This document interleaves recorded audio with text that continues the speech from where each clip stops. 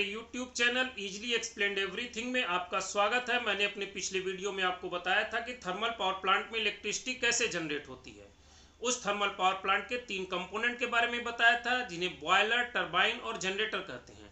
आज हम उसी के कंपोनेंट बॉयलर के बारे में इजी वे में जानने का प्रयास करेंगे। हमने अपने पिछले वीडियो में एक भट्टी, एक कुकर के अरेंजमेंट को बॉयलर के रूप में समझाया था, जिसका कि ये पोर्शन जो है हमारा फर्नेस है, ये बॉयलर ड्रम है। इस बॉयलर ड्रम से हम पाइप कनेक्ट करते हैं और जो स्टीम होती है वो हमारी आउटपुट में मिलती है। इस स्टीम को हम टरबाइन पे डाल के, टरबाइन रोटेट करके और उसको जनरेटर से कनेक्ट करके बिजली पैदा करते हैं। तो अब ये जो हमारा बॉयलर ड्रम है, इसमें अगर हम पानी को गर्म कर रहे हैं और स्टीम बना रहे हैं तो पानी कहीं से डालना पड़ेगा। नहीं डालेंगे तो खत्म हो जाएगी, तो स्टीम भी जनरेट होनी खत्म हो जाएगी। तो हमको परमानेंट अगर स्टीम की जरूरत है तो इसमें पानी को फीड करना पड़ेगा। तो बॉयलर ड्रम का कनेक्शन एक बॉयलर फीड पंप से होता है। ये बॉयलर फीड पंप है जो कि पानी को बॉयलर ड्रम में परमानेंट फीड करता रहता है और हमारी स्टीम जनरेट होती रहती है। अब ये फर्नेस है, फर्नेस में हम लगातार आग जलनी है तभी स्टीम जनरेट होगी। अब लगातार आग जलने के लिए उसमें हमको फ्यूल डालना पड़ेगा। तो फ्यूल डालने के लिए अगर वो फ्यूल कोल है तो कोल डालेंगे, ऑयल है तो ऑयल डालेंगे, पेपर है तो पेपर डालेंगे, लकड़ी है तो लकड़ी डालेंगे, जो भी है। Generally coal based thermal power plant में कोल डाला जाएगा। तो कोल के लिए कोल फीडर होते हैं, जो कोल फीडर बॉयलर के अंदर, फर्नेस के अंदर हमेशा कोल को डालते रहते हैं। ये हमारा कोल फीडर हो गया। और इस कोल के पीछे बहुत लंबा चौड़ा कोल हैंडलिंग प्लांट होता है, जो कि कोल को हैंडल करके कोल फीडर के कन्वेयर पे डालता है और कन्वेयर के थ्रू बॉयलर में हमेशा कोल गिरती रह जाती है। अब ये फर्नेस तो बंद है, अगर इसमें कोयला गिर रही है और जल रही है तो राख भी बनेगी।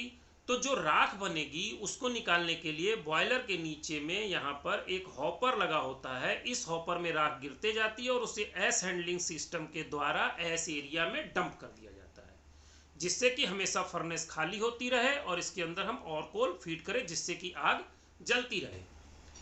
इसके बाद आते हैं, हमने पढ़ा था 10th में कि आग जलाने के लिए कम से कम 3 चीज़ों की ज़रूरत है। एक तो हीट, तो बर्न, उसके अंदर आग जल रही है तो हीट तो जनरेट हो रहा है। दूसरा फ्यूल, फ्यूल में हमने कोयला डाल दिया। तीसरी उसको चाहिए ऑक्सीजन या कह सकते हैं हवा।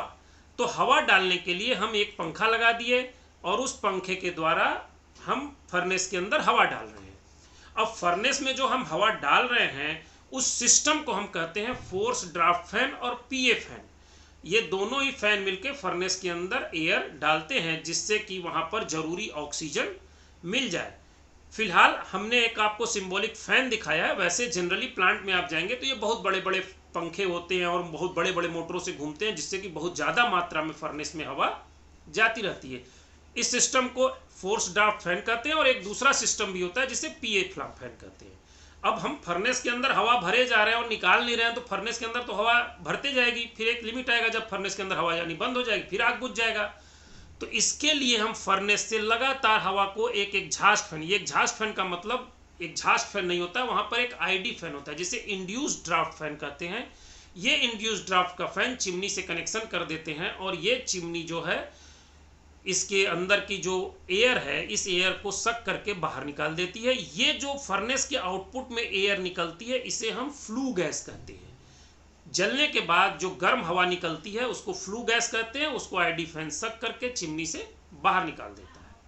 इसी के साथ मेरा वीडियो समाप्त होता है। पसंद आए तो लाइक और सब्सक्राइब जरूर कीजिएगा। धन्यवाद। जय हिंद, जय भारत।